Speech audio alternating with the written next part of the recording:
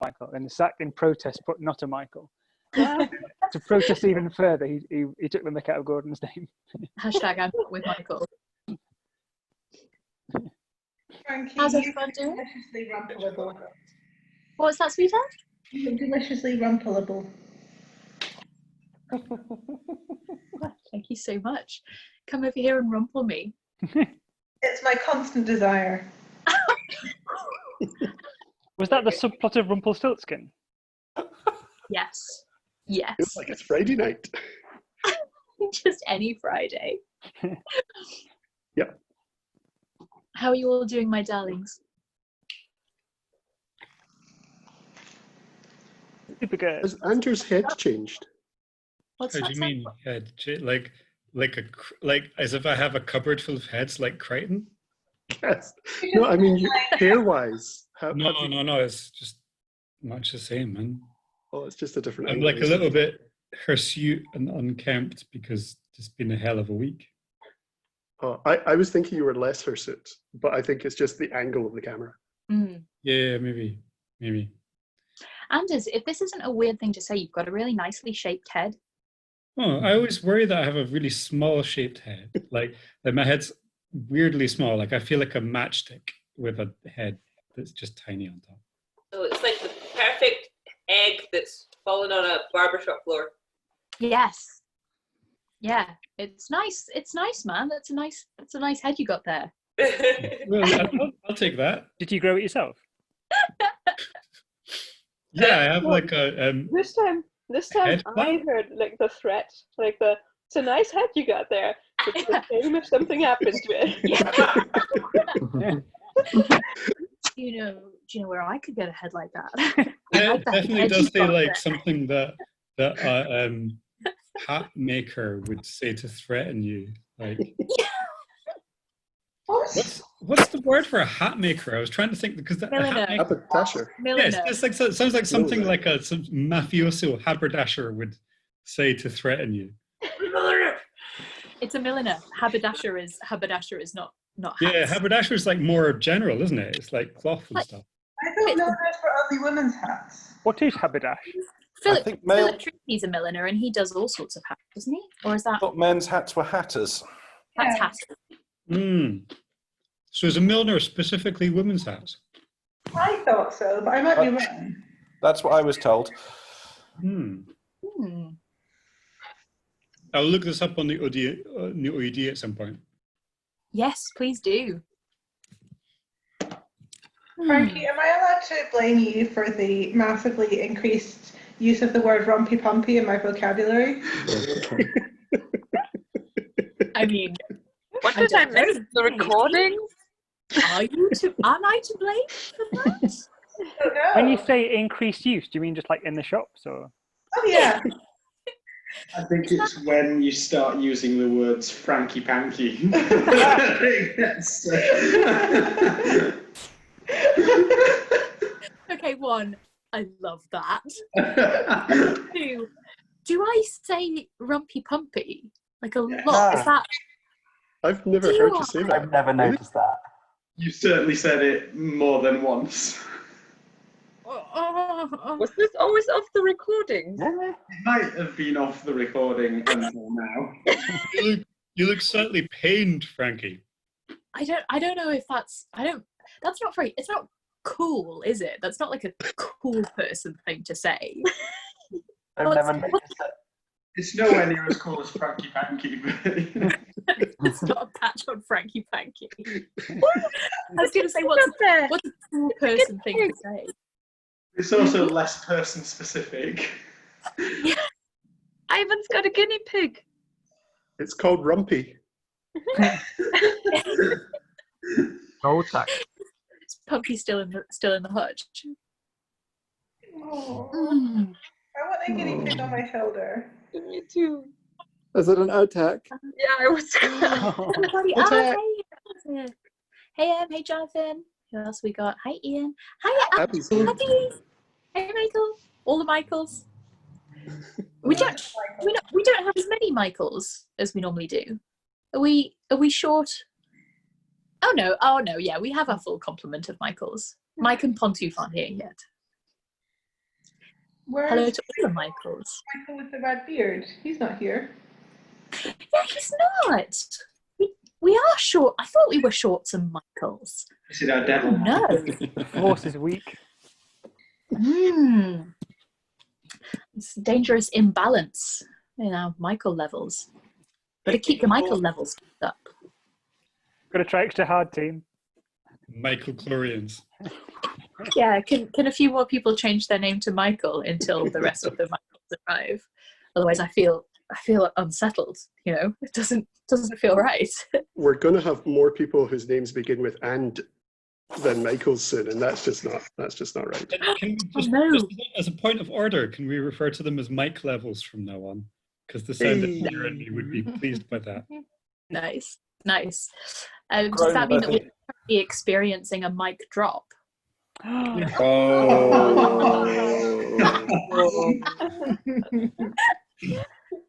That's atrocious. There was, like, I don't know if you guys saw that Hilary Mantle's new collection of essay is called Mantelpieces, which is atrocious. And so, like, there was a good, because most of my Twitter pals are, like, also authors, right? So we were all like, so if Hilary Mantel can call her new book Mantelpieces, what's your book called? And there was a good selection of puns. There was, my friend Emily Gold was like, all over Emily of the People and all that kind of business, you know. Like, nice. I went for Anders Panders to the crowd. Terrible. But like, there's guinea pig action going on. That's so cute. Where can I see guinea pig action? Well, plenty of places. Ivan, speak so that we can see the guinea pig on the what's it. Okay, but it's a bit noisy here because they're watching Birds of a Feather. What's the guinea pig called, Ivan? This is Ginny. Ginny. I know the suggestion was to call her Kitty, but the family decision was Ginny. She's a guinea pig. So cute. The Ginny pig. Speaking of pigs, I have some exciting news if people want to hear it. Yes, always. So, okay, you know the fundraising, carving, donation stuff? Mm-hmm. Yeah. So I just realised that was the speaking of pigs thing. Yeah. So I did a little math. Obviously, donations are still coming in, which is neat. But so far, we're up to $459 donated as far as carving stuff, which is cool. And overall, the collective funding effort for that particular collective of bail support and prisoner support and all that kind of thing is currently past $16 million, which is that's amazing. Yeah. So yeah. Anyway, that's the cool news that made me. That's fantastically cool news. Nice. Also, man, like those bail support charities are such a good thing to be supporting just now, because with so many people being picked up without any reason to be charged, like keeping people out of the way of the police is like one of the most centrally important things at this time, I think. Like, absolutely. Yeah. I believe that. Like, yeah, damn right. I was going to say not to kind of like crush the sort of the positive mood, but how would people feel about some story time? Story time. There's a metal version there. Now that the Otak's a guinea pig, I'm all in. You know, I mean, we don't have to. You know, I can put this away. We can just not bother for tonight. Yeah. Right. So, les enfants, we have we're going to do a chapter and a bit tonight. Ooh. Just really fuck with you, you know, to be honest. just to really, really fuck your shit up. Oh, Frankie. So yeah. Shall we have some story time then?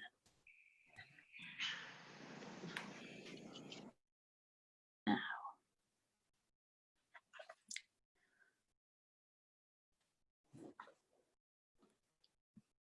Are you sitting comfortably?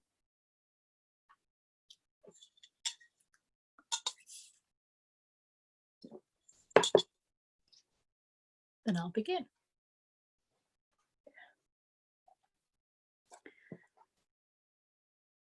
Chapter 6.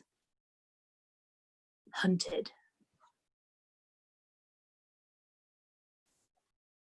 As soon as Pendor had sunk under the sea rim behind him, Ged, looking eastward, felt the fear of the shadow come into his heart again. And it was hard to turn from the bright danger of the dragons to that formless, hopeless horror. He let the mage wind drop and sailed on with the world's wind, for there was no desire for speed in him now. He had no clear plan even of what he should do. He must run, as the dragon had said. But where? To Roke, he thought, since there at least he was protected and might find counsel amongst the wise. First, however, he must come to Low Tawning once more and tell his tale to the Islemen. When word went out that he had returned, 5 days from his setting forth, they and half the people of the township came rowing and running to gather round him and stare at him and listen. He told his tale, and one man said, "But who saw this wonder of dragons slain and dragons baffled? What if he be still?" the head Isleman said roughly, for he knew, as did most of them, that a wizard may have subtle ways of telling the truth, and may keep the truth to himself, but that if he says a thing, the thing is as he says, for that is his mastery. So they wondered and began to feel that their fear was lifted from them, and then they began to rejoice. They pressed round their young wizard and asked for the tale again. More islanders came and asked for it again. By nightfall, he no longer had to tell it. They could do it for him better. Already the village chanters had fitted it to an old tune and were singing the song of the sparrowhawk. Bonfires were burning not only on the Isles of Low Tawning, but in townships to the south and east. Fishermen shouted the news from boat to boat, from isle to isle it went. Evil is averted, the dragons will never come from Pendor. That night, that one night, was joyous for Ged. No shadow could come near him through the brightness of those fires of thanksgiving that burned on every hill and beach, through the circles of laughing dancers that ringed him about, singing his praise, swinging their torches in the gusty autumn night so the sparks rose thick and bright and brief upon the wind. The next day he met with Pekvari, who said, "I did not know you were so mighty, my lord." There was fear in that because he had dared to make Ged his friend, but there was also reproach in it. Ged had not saved a little child, though he had slain dragons. After that, Ged felt afresh the unease and impatience that had driven him to Pendor and drove him now from Lower Tawning. The next day, though they would have kept him gladly the rest of his life to praise and boast of, he left the house on the hill, with no baggage but his books, his staff, and the otak riding on his shoulder. He went in a rowboat with a couple of young fishermen of Low Tawning, who wanted the honour of being his boatmen. Always as they rowed on among the craft that crowd the eastern channels of the 90 Isles, under the windows and balconies of houses that lean out over the water, past the wharves of Nesh, the rainy pastures of Drumgan, the malodorous oil sheds of Geith, word of his deed had gone ahead of him. They whistled the song of the sparrowhawk as he went by. They vied to have him spend the night and tell his dragon tale. When at last he came to Surd, the ship's master, of whom he asked passage out to Roke, bowed as he answered, "A privilege to me, Lord Wizard, and an honour to my ship." So Ged turned his back on the 90 Isles. But even as the ship turned from Surd inner port and raised sail, a wind came up hard from the east against her. It was strange, for the wintry sky was clear and the weather had seemed settled mild that morning. It was only 30 miles from Surd to Roke, and they sailed on. And when the wind still rose, they still sailed on. The little ship, like most traders of the inmost sea, bore the high fore and aft sail that can be turned to catch a headwind, and her master was a handy seaman, proud of his skill. So, tacking now north, now south, they worked eastward. Clouds and rain came up on the wind, which veered and gusted so wildly that there was considerable danger of the ship jibing. "Lord Sparrowhawk," said the ship's master to the young man, whom he had beside him in the place of honour in the stern, though small dignity could be kept up under that wind and rain that wet them all to a miserable sleekness in their sodden coats. "Lord Sparrowhawk, might you say a word to this wind, maybe?" "How near are we to Roke?" "Better than halfway, but we've made no headway at all this past hour, sir." Ged spoke to the wind. It blew less hard, and for a while they went on fairly enough. Then sudden great gusts came whistling out of the south, and meeting these they were driven back westward again. The clouds broke and boiled in the sky, and the ship's master roared out ragefully, "This fool's gale blows all ways at once. Only a mage wind will get us through this weather, Lord." Ged looked glum at that, but the ship and her men were in danger for him, so he raised up the mage wind into her sail. At once the ship began to cleave straight to the east, and the ship's master began to look cheerful again. But little by little, though Ged kept up the spell, the mage wind slackened, growing feebler until the ship seemed to hang still on the waves for a minute, her sail drooping amid all the tumult of the rain and gale. Then, with a thundercrack, the boom came swinging round, and she jibed and jumped northward like a scared cat. Ged grabbed hold of a stanchion, for she laid almost over on her side, and shouted out, "Turn back to Sird, master." The master cursed and shouted that he would not. "A wizard aboard, and I the best seaman of the trade, and this the handiest ship I ever sailed. Turn back." Then, the ship turning again, almost as if a whirlpool had caught her keel, he too grabbed hold of the sternpost to keep aboard. And Ged said to him, "Leave me at Sird and sail where you like. It's not against your ship this wind blows, but against me." "Against you, a wizard of Roke." "Have you never heard of the Roke wind, master?" "Aye, that keeps off evil powers from the Isle of the Wise. But what has that to do with you, a dragon tamer?" "That is between me and my shadow," Ged answered shortly, as a wizard will, and he said no more as they went swiftly, with a steady wind and under clearing skies, back over the sea to Sird. There was a heaviness and a dread in his heart as he went up from the wharves of Sird. The days were shortening into winter, and dusk came soon. With dusk, Ged's uneasiness always grew, and now the turning of each street seemed a threat to him, and he had to steel himself not to keep looking back over his shoulder at what might be coming behind him. He went to the sea house of Sird, where travellers and merchants ate together of good fare provided by the township, and might sleep in the long raftered hall. Such is the hospitality of the thriving islands of the inmost sea.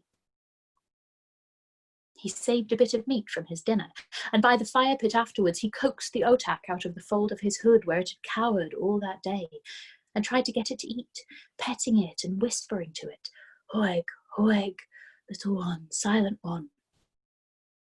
But it would not eat, and crept into his pocket to hide. By his own dull uncertainty, by the very look of the darkness in the corners of the great room, he knew that the shadow was not far from him. No one in this place knew him. They were travellers from other isles who had not heard the song of the sparrowhawk. None spoke to him. He chose a pallet at last and lay down, but all night long he lay with open eyes there in the raftered hall among the sleep of strangers. All night he tried to choose his way, to plan where he should go, what he should do. But each choice, each plan was blocked by a foreboding of doom. Across each way he might go lay the shadow. Only Roke was clear of it, and to Roke he could not go, forbidden by the high, inwoven ancient spells that kept the perilous island safe. That the roke wind had risen against him was proof the thing that hunted him must be very close upon him now. That thing was bodiless, blind to sunlight, a creature of a lightless, placeless, timeless realm. It must grope after him through the days and across the seas of the sunlit world, and could take visible shape only in dream and darkness. It had as yet no substance or being that the light of the sun would shine on. And so it is sung in the deed of Hode. Daybreak makes all earth and sea, from shadow brings forth form, driving dream to the dark kingdom.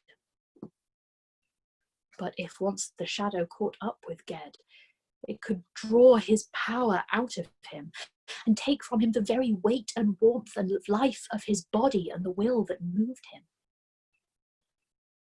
That was the doom he saw lying ahead on each road. And he knew that he might be tricked toward that doom. For the shadow, growing stronger always as it was nearer him, might even now have strength enough to put evil powers or evil men to its own use, showing him false portents or speaking with a stranger's voice.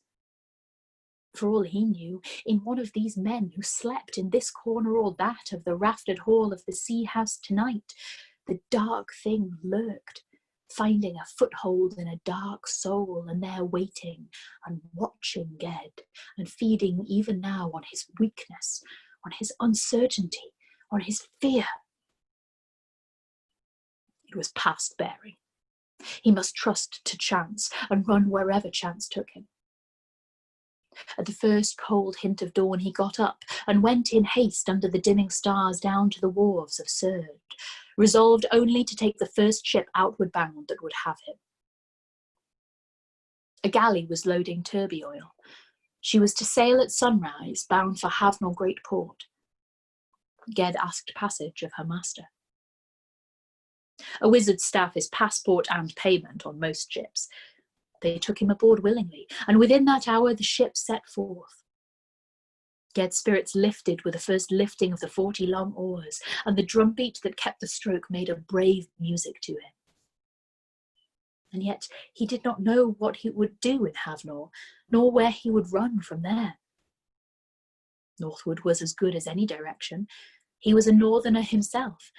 Maybe he would find some ship to take him on to Gaunt from Havnor, and he might see Ogier again. Or he might find some ship going far out into the reaches, so far the shadow would lose him and give up the hunt. Beyond such vague ideas as these, there was no plan in his head, and he saw no one course that he must follow. Only he must run. Those 40 oars carried the ship over 150 miles of wintry sea before sunset of the second day out from Surd. They came into port at Oremy on the east shore of the great land Hosk, for these trade galleys of the inmost sea keep to the coasts and lie overnight in harbour whenever they can. Ged went ashore, for it was still daylight, and he roamed the steep streets of the port town, aimless and brooding. Oremy is an old town, built heavily of stone and brick, walled against the lawless lords of the interior of Hosk Island. The warehouses on the docks are like forts, and the merchants' houses are towered and fortified. Yet to Ged, wandering through the streets, these ponderous mansions seemed like veils, behind which lay an empty dark. And people who passed him intent on their business seemed not real men, but voiceless shadows of men. As the sun set, he came down to the wharves again, and even there, in the broad red light and wind of the day's end, sea and land alike seemed to him dim and silent. "Where are you bound, Lord Wizard?" So one hailed him suddenly from behind. Turning, he saw a man dressed in grey, who carried a staff of heavy wood that was not a wizard's staff. The stranger's face was hidden by his hood from the red light, but Ged felt the unseen eyes meet his. Starting back, he raised his own yew-staff between him and the stranger. Mildly, the man asked, "What do you fear?" What follows behind me? So? But I'm not your shadow. Ged stood silent. He knew that indeed this man, whatever he was not what he feared. He was no shadow or ghost or Gebeth creature. Amidst the dry silence and shadowiness that had come over the world, he even kept a voice and some solidity. He put back his hood now. He had a strange, seamed, bald head, a lined face. Though age had not sounded in his voice, he looked to be an old man. I do not know you, said the man in grey, yet I think perhaps we do not meet by chance. I heard a tale once of a young man, a scarred man, who won through darkness to great dominion, even to kingship. I do not know if that is your tale, but I will tell you this. Go to the court of the Terranon if you need a sword to fight shadows with. A staff of yew wood will not serve your need. Hope and mistrust struggled in Ged's mind as he listened.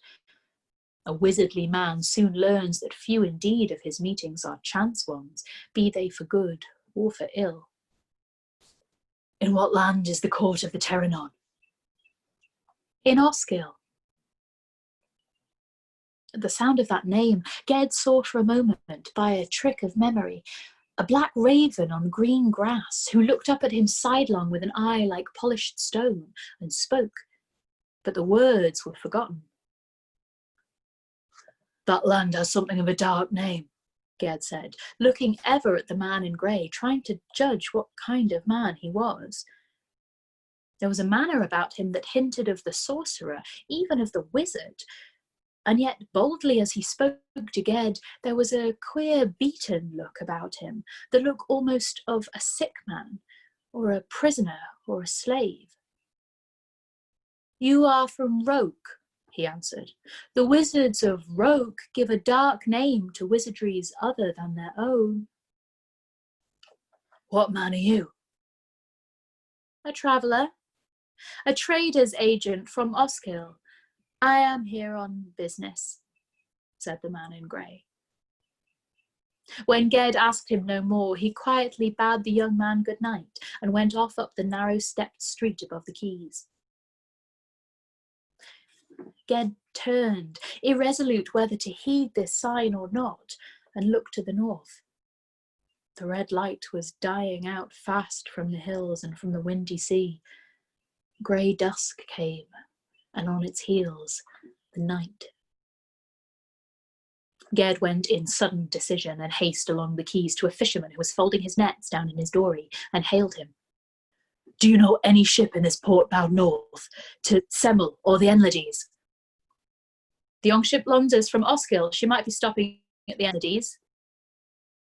In the same haste, Ged went on to the great ship the fisherman had pointed to, a long ship of 60 oars, gaunt as a snake, her high bent prow carven and inlaid with discs of lotus shell, her oar-port covers painted red with a rune siffle sketched on each in black. A grim, swift ship she looked, and all in sea trim, with all her crew aboard. Ged sought out the ship's master and asked passage to Osgil of him. Can you pay? I have some skill with winds. I'm a weather worker myself. You have nothing to give, no money? In Low Tawning, the Islemen had paid Ged as best they could with the ivory pieces used by traders in the archipelago. He would take only 10 pieces, though they wanted to give him more.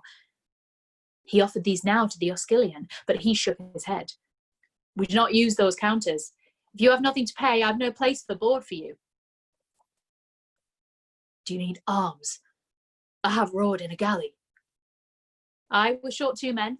Find your bench then, said the ship's master, and paid him no more heed. So, laying his staff and his bag of books under the rower's bench, Ged became for 10 bitter days of winter an oarsman of that northern ship. They left Oromie at daybreak, and that day Ged thought he could never keep up his work. His left arm was somewhat lamed by the old wounds in his shoulder, and all his rowing in the channels about Low Tawning had not trained him for the relentless pull and pull and pull at the long galley oar to the beat of the drum. Each stint at the oars was of 2 or 3 hours, and then a second shift of oarsmen took the benches, but the time of rest seemed only long enough for all Ged's muscles to stiffen, and then it was back to the oars. And the second day of it was worse. But after that he hardened to the labour and got on well enough. There was no such comradeship among this crew as he had found aboard Shadow when he first went to Roke.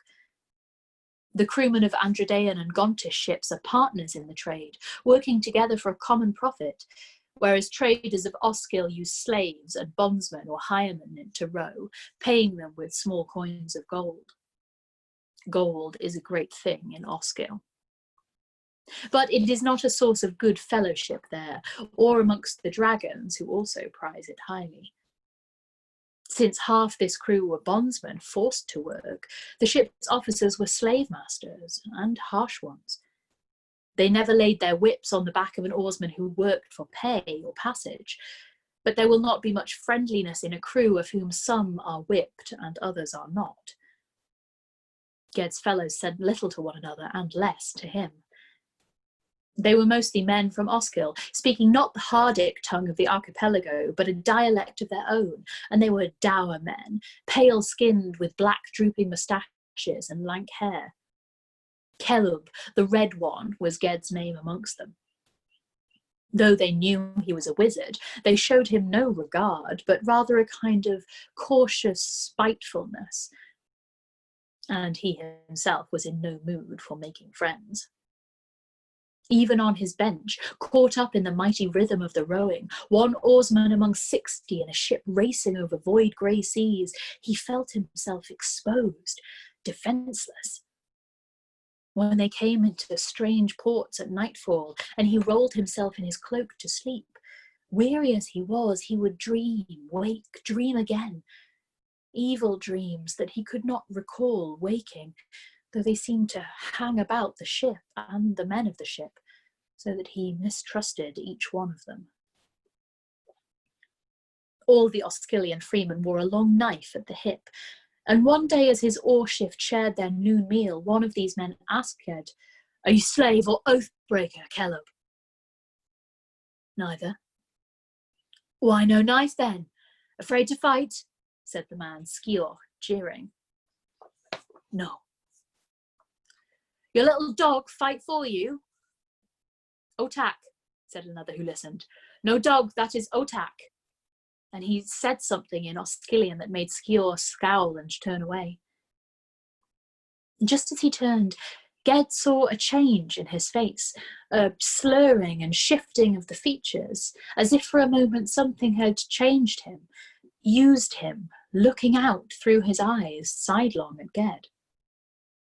Yet the next minute Ged saw him full face, and he looked as usual, so that Ged told himself that what he had seen was his own fear, his own dread reflected in the other's eyes. But that night, as they lay in port in Essen, he dreamed, and Skior walked in his dream. Afterwards he avoided the man as best he could, and it seemed also that Skior kept away from him, and no more words passed between them.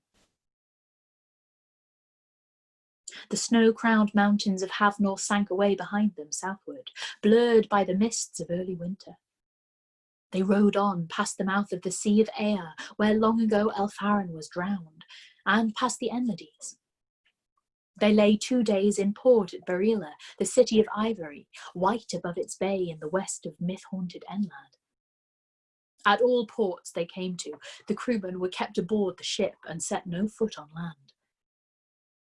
Then, as a red sun rose, they rowed out on the Oskyll Sea, into the northeast winds that blow unhindered from the islandless vastness of the North Reach.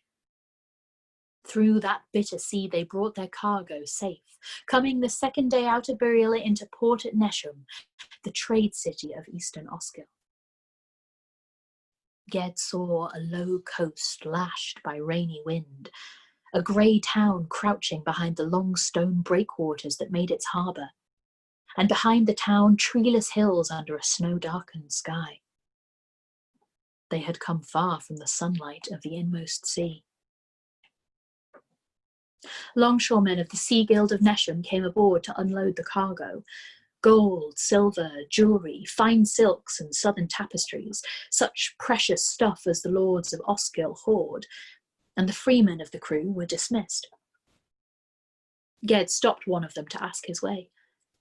Up until now, the distrust he felt of all of them had kept him from saying where he was bound, but now, afoot and alone in a strange land, he must ask for guidance.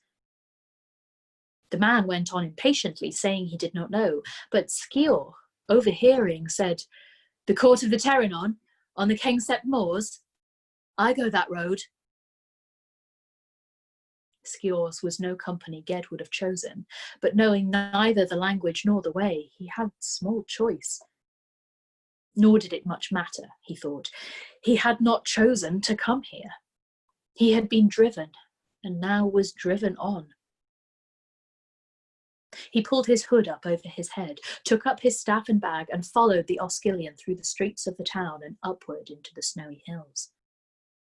The little otak would not ride on his shoulder, but hid in the pocket of his sheepskin tunic, under his cloak, as was its wont in cold weather.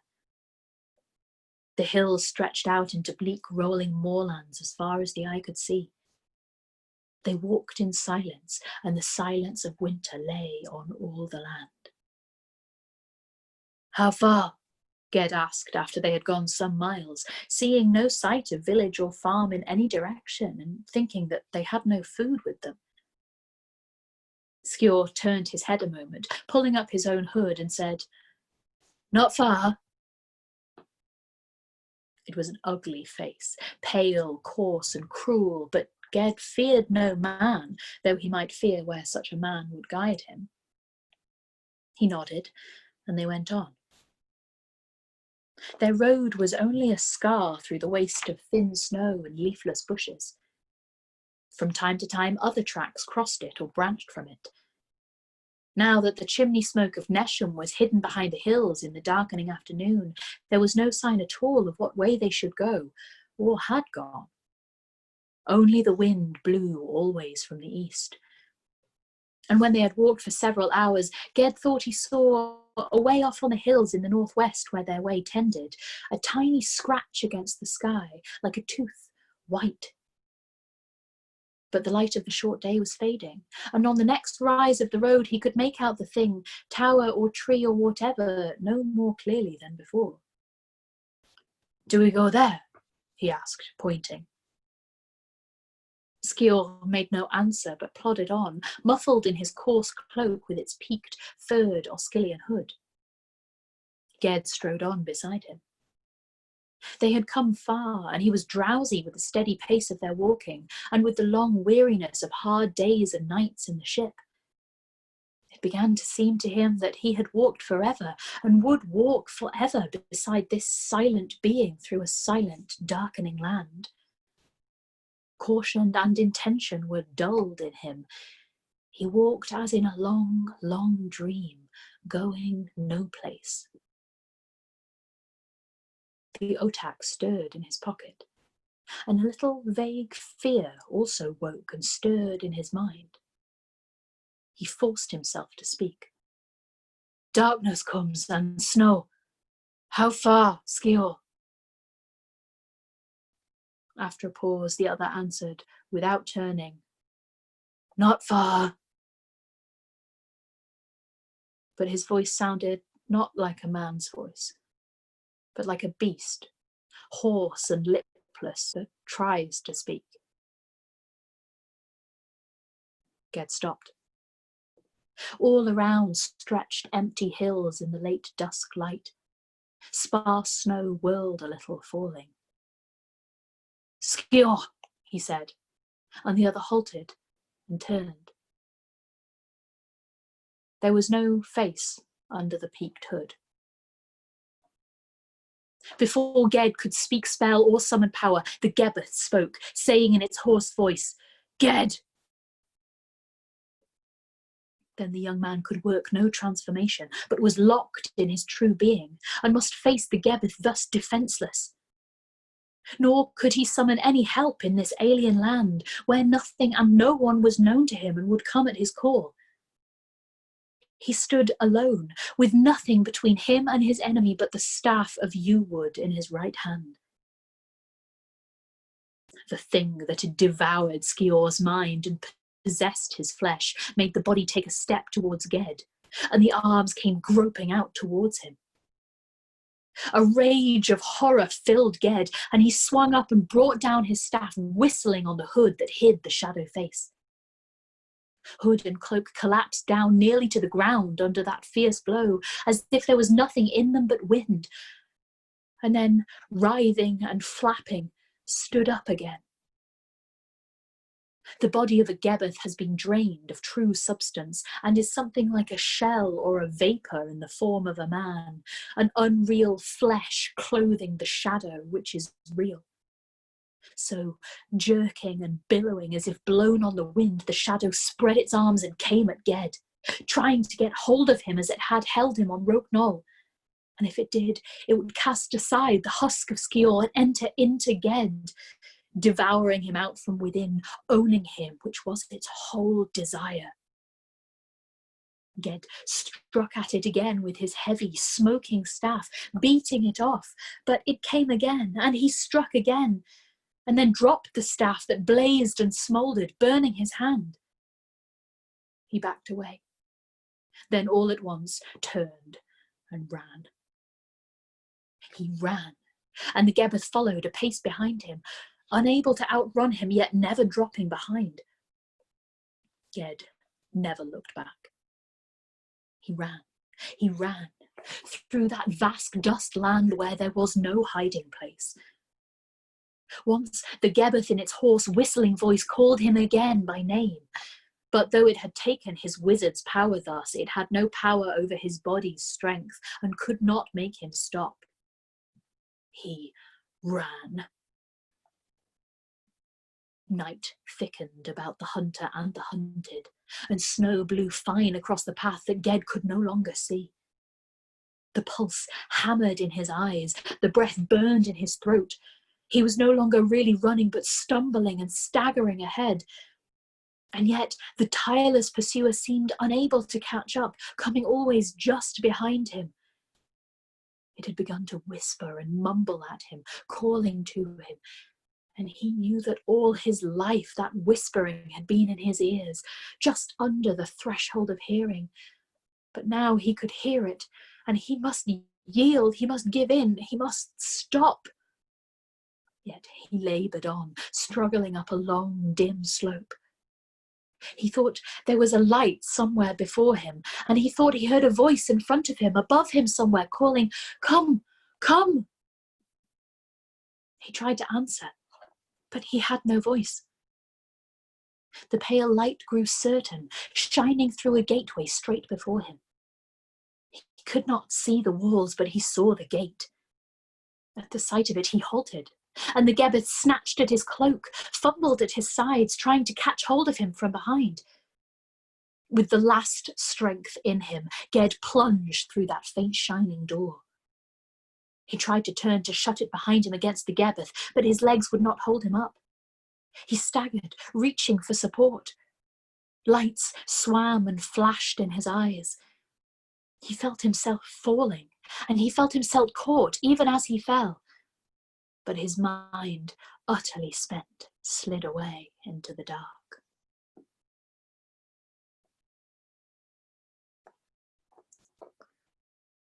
We could leave it there if you wanted. Yeah, that's More! Great point. More. I've been really enjoying watching Barden's face over the last like 3 minutes. Me too. I might have to see Too if I scary. can find. It's like if you got any more intense, I think his head would have like unscrewed and fallen out. Okay. Let's have a few more pages. Okay. Chapter 7. The Hawk's Flight. Ged woke. And for a long time he lay, aware only that it was pleasant to wake, for he had not expected to wake again, and very pleasant to see light, the large plain light of day all about him. He felt as if he were floating on that light, or drifting on a boat on very quiet waters. At last he made out that he was in bed, but no such bed as he had ever slept in. It was set up on a frame held by 4 tall carven legs, and the mattresses were great silk sacks of down, which was why he thought he was floating, and over it all a crimson canopy hung to keep out draughts. On 2 sides the curtain was tied back, and Ged looked out at a room with walls of stone and floor of stone. Through 3 high windows he saw the moorland, bare and brown, snow-patched here and there in the mild sunlight of winter. The room must be high above the ground, for it looked a great way over the land. A coverlet of down-filled satin slid aside as Ged sat up, and he saw himself clothed in a tunic of silk and cloth of silver like a lord. On a chair beside the bed, boots of glove leather and a cloak lined with Palawi fur were laid ready for him. He sat a while, calm and dull as one under an enchantment, and then stood up, reaching for his staff. But he had no staff. His right hand, though it had been salved and bound, was burned on palm and fingers. Now he felt the pain of it and the soreness of all his body. He stood without moving a while again. Then he whispered, not aloud and not hopefully, "Hoeg, Hoeg." For the little fierce, loyal creature too was gone. The little silent soul that once had led him back from death's dominion. Had it still been with him last night when he ran? Was that last night? Was it many nights ago? He did not know. It was all dim and obscure in his mind. The Gebeth, the burning staff, the running, the whispering, the gate. None of it came back clearly to him. Nothing even now was clear. He whispered his pet's name once more, but without hope of answer, and tears rose in his eyes. A little bell rang somewhere far away. A second bell rang in a sweet jangle just outside the room. A door opened behind him across the room, and a woman came in. "Welcome, Sparrowhawk," she said, smiling. She was young and tall, dressed in white and silver, with a net of silver crowning her hair that fell straight down like a fall of black water. Stiffly, Ged bowed. "You don't remember me, I think." "Remember you, lady." He had never seen a beautiful woman dressed to match her beauty but once in his life. That Lady of O who had come with her lord to the Sun Return Festival at Roke. She had been like a slight, bright candle flame, but this woman was like the white new moon. "I thought you would not," she said, smiling. "But forgetful as you may be, you're welcome here as an old friend." "What place is this?" Ged asked, still stiff and slow-tongued. He found it hard to speak to her and hard to look away from her. The princely clothes he wore were strange to him. The stones he stood on were unfamiliar. The very air he breathed was alien. He was not himself, not the self he had been. "This keep is called the Court of the Terranon. My lord, who is called Benderezek, is sovereign of this land from the edge of the Kexent moors north to the mountains of Os, and keeper of the precious stone called Terranon. As for myself, here in Oskill they call me Seret, silver in their language. And you, I know, are sometimes called Sparrowhawk, and were made wizard in the Isle of the Wise. Ged looked down at his burned hand and said presently, I do not know what I am. I had power once. I have lost it, I think. No, you have not lost it, or only to regain it tenfold. You are safe here from what drove you here, my friend. There are mighty walls about this tower, and not all of them are built of stone. Here you can rest, finding your strength again. Here you may also find a different strength, and a staff that will not burn to ashes in your hand. An evil way may lead to a good end, after all. Come with me now, let me show you our domain. She spoke so sweetly that Ged hardly heard her words, moved by the promise of her voice alone. He followed her. His room was high up indeed in the tower that rose like a sharp tooth from the hillside. Down winding stairs of marble he followed Seret, through rich rooms and halls, past high windows that looked north, west, south, east, over the low brown hills that went on, houseless and treeless and changeless, clear to the sun-washed winter sky. Only far to the north, small white peaks stood sharp against the blue, and southward one could guess the shining of the sea. Servants opened doors and stood aside for Ged and the lady. Pale, dour Ascilians they were all. She was light of skin, but unlike them she spoke Hardic well, even it seemed to Ged with the accent of Gaunt. Later that day she brought him before her husband Benderezek, lord of the Terranod. Thrice her age, bone white, bone thin, with clouded eyes, Lord Benderezek greeted Ged with grim, cold courtesy, bidding him stay as guest however long he would. Then he had little more to say, asking Ged nothing of his voyages or of the enemy that had hunted him here. Nor had the Lady Seret asked anything of these matters. If this was strange, it was only part of the strangeness of this place and of his presence in it. Ged's mind never seemed quite to clear. He could not see things plainly. He had come to this tower keep by chance, and yet the chance was all design. Or he had come by design, and yet all the design had merely chanced to come about. He had set out northward. A stranger in Oromie had told him to seek help here. An Ascilian ship had been waiting for him. Skior had guided him. How much of this was the work of the shadow that hunted him?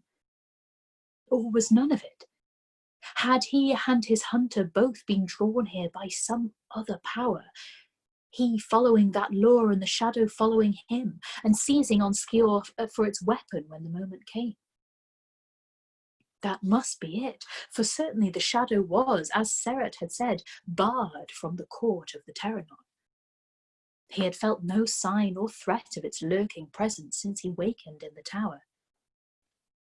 But what then had brought him here? For this was no place one came to by chance. Even in the dullness of his thoughts, he began to see that. No other stranger came to these gates. The tower stood aloof and remote, its back turned on the way to Nesham that was the nearest town. No man came to the keep, none left it. Its windows looked down on desolation. From these windows Ged looked out as he kept by himself in his high tower room, day after day, dull and heartsick and cold. It was always cold in the tower, for all the carpets and the tapestried hangings and the rich furred clothing and the broad marble fireplaces they had. It was a cold that got into the bone, into the marrow, and would not be dislodged. And in Ged's heart a cold shame settled also and would not be dislodged, as he thought always how he had faced his enemy and been defeated and had run. In his mind, all the masters of Roke gathered, Gensha the Archmage frowning in their midst, and Nemele was with them, and Ogyon, and even the witch who had taught him his first spell. All of them gazed at him, and he knew he had failed their trust in him.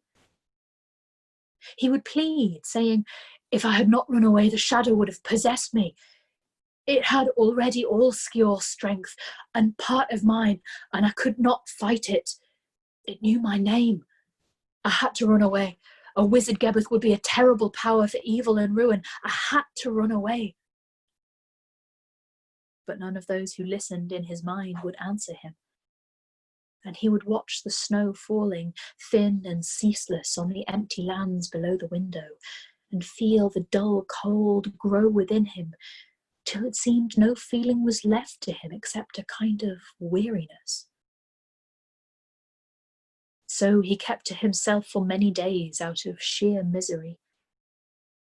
When he did come down out of his room, he was silent and stiff.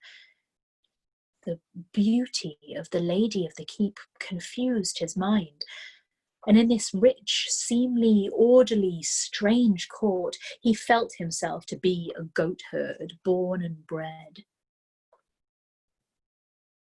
They let him alone when he wanted to be alone, and when he could not stand to think his thoughts and watch the falling snow any longer, often Seret met with him in one of the curving halls, tapestried and firelit, lower in the tower, and there they would talk. There was no merriment in the lady of the keep. She never laughed, though she often smiled. Yet she could put Ged at ease almost with one smile. With her he began to forget his stiffness and his shame. Before long they met every day to talk, long, quietly, idly, a little apart from the serving women who always accompanied Seret, by the fireplace or at the window of the high rooms of the tower. The old lord kept mostly in his own apartments, coming forth mornings to pace up and down the snowy inner courtyards of the castle keep, like an old sorcerer who has been brewing spells all night. When he joined Ged and Seret for supper, he sat silent, looking up at his young wife sometimes with a hard, covetous glance. Then Ged pitied her. She was like a white deer caged, like a white bird wing-clipped, like a silver ring on an old man's finger. She was an item of Benderesek's hoard. When the lord of the keep left them, Ged stayed with her, trying to cheer her solitude as she had cheered his. "What is this jewel that gives your keep its name?" he asked her as they sat talking over their emptied gold plates and gold goblets in the cavernous, candlelit dining hall. "You have not heard of it? It is a famous thing." "No, I know only that the lords of Oskill have famous treasuries." "Ah, this jewel outshines them all. Come, would you like to see it?"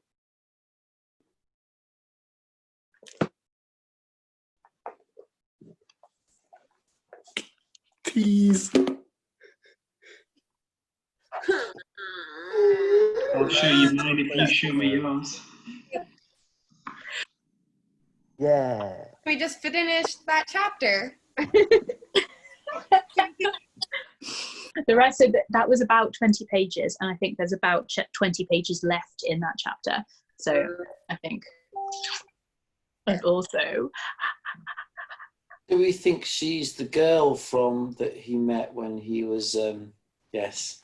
Yeah, the one that was all like, "Why don't you try and summon the dead?" And like, Yeah. Shadow down on him in the first place. Yeah, and it's not like she can make him forget. He's still there and enchanting and shit. Like, you know, that memory should be way back there somewhere. I think he just doesn't recognize her. Well, she doesn't look the same because I bet she's got an enchantment on her, so she looks different. And that, they're hotboxing the entire castle.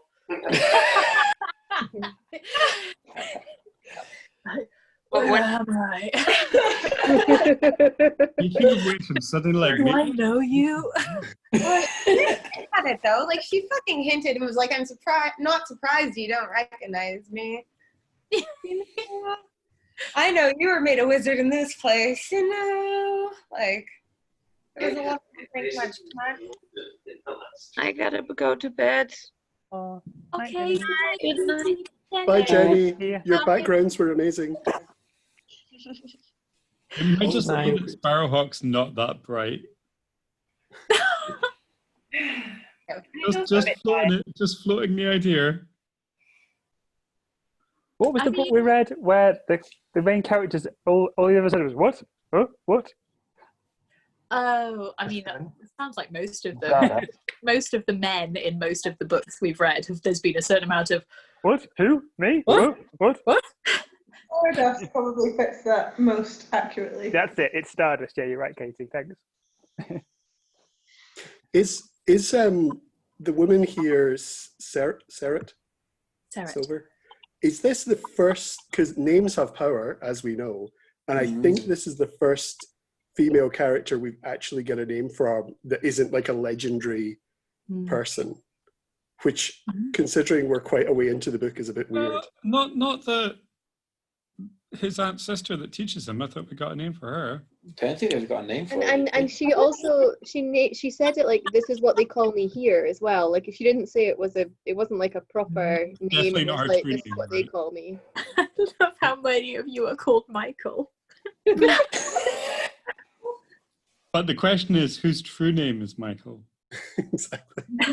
We're all Michael. On the inside. We are Michael. You see, We are Legion. Yeah. Is this a Spartacus thing? The Mike King.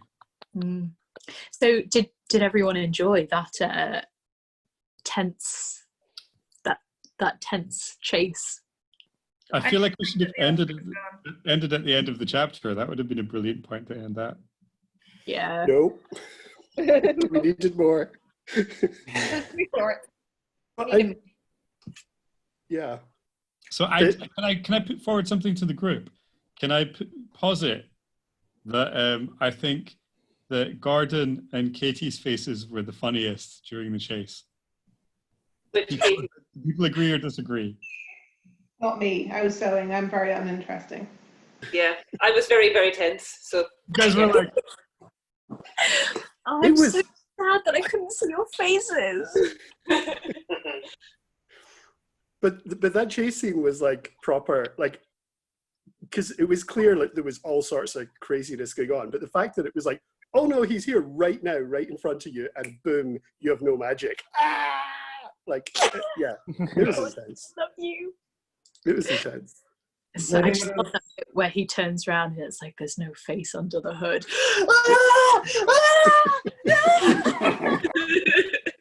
Is everyone else still seriously mourning the furry dude? Yeah. Yeah. Wait, is he dead? We didn't see it. Shackles downstairs.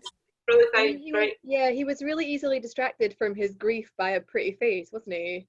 It was like, oh, I don't see my friend who's been so loyal and brought me back from the dead. He is like an 18-year-old boy. He is an 18-year-old boy, and the last woman that he actually spoke to was when he was 12. Years of pent up. No. There was the Lady of O. He didn't speak to her. He was at the other side of the room and he didn't speak to her. Yeah. He just sat like brooding while Jasper was all like. Wait, Frankie, one more time. What was Jasper like?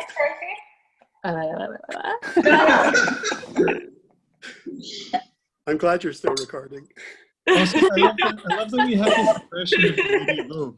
And like, because she is the only woman that he's seen since he was like 12, like, I feel like this is an unreliable narrator at that point, right? Like, yeah. Yeah, when he's like, oh God, I haven't seen a woman this beautiful since the Lady of O. It's like, how many women have you seen since the Lady of O? We've seen a bit of There were definitely women in the fishing village, right? Yeah. You certainly saw the mother of the kid that he failed to save. Yeah. I'm sure he was really busy, like, gauging her attractiveness as he failed to save us. I just, like, given that Roke is essentially like a private boys' school, that's basically like a boarding school for boys, right? Like, but the difference is that they all know illusion magic. Like, I just. Oh, I see. Okay. Stop. Mute Anders. Michael, what were you going to say, honey? See, I've long maintained that Fred and George Weasley, they clearly made their money in novelty items. I've definitely read that fanfic. Like, you've definitely written that fanfic. I've definitely written that fanfic. I hear that the island is unofficially called Rokeback Mountain. Yeah, I will drink for that also. There was a little bit towards the end of that scary chapter, like he was beating the thing off for quite a while, while the woman outside was shouting at him to come. And it was like, no, it's scary. Thank you very much. Actually, Frankie, can you reread that bit for us in your saucy time voice? Would you like me to? Yeah, give us some Frankie Panky. Was that before or after the semen? It was after the semen. Let's see. Hunted. Also, thanks to the terrible weather here, the sea is looking like a stormy, crazy, like the atmosphere of this terrible weather is really good for story time. Okay, I'll read the beating off paragraph. Yep. I'm no longer sitting comfortably. Okay.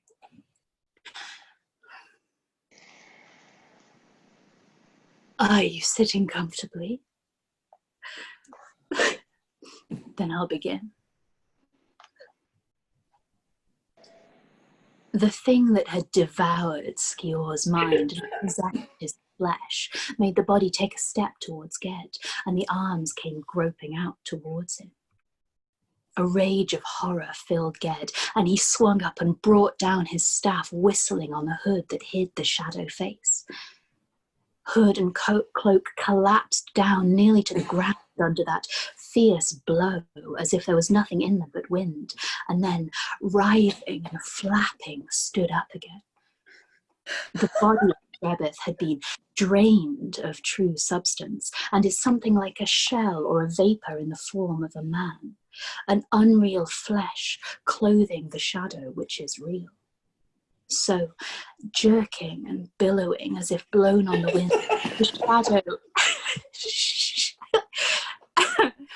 the shadow spread its arms and came at Ged, and trying to get hold of him as if it held him on Roke Knoll. And if it did, it would cast aside the husk of Skior that enter into Ged, devouring him out from within, owning him, which was its whole desire. Ged struck at it again with his heavy, smouldering staff, beating it off, but it came again, and he struck again, and then dropped the staff that blazed and smouldered, burning his hand. He backed away, then all at once turned and ran. Are we still recording? New fanfic. Are we still recording? Yeah. I feel like I want to use the audio from that in a mix or something. That just Do it. Inappropriate. Art. So this is officially a teaser trailer for any of the catch-up crew who haven't been along to Saucy Time and are in two minds as to what the things you've got.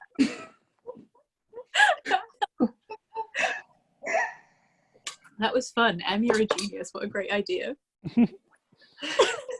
Thank you very much. I think maybe I'll stop the recording at this point.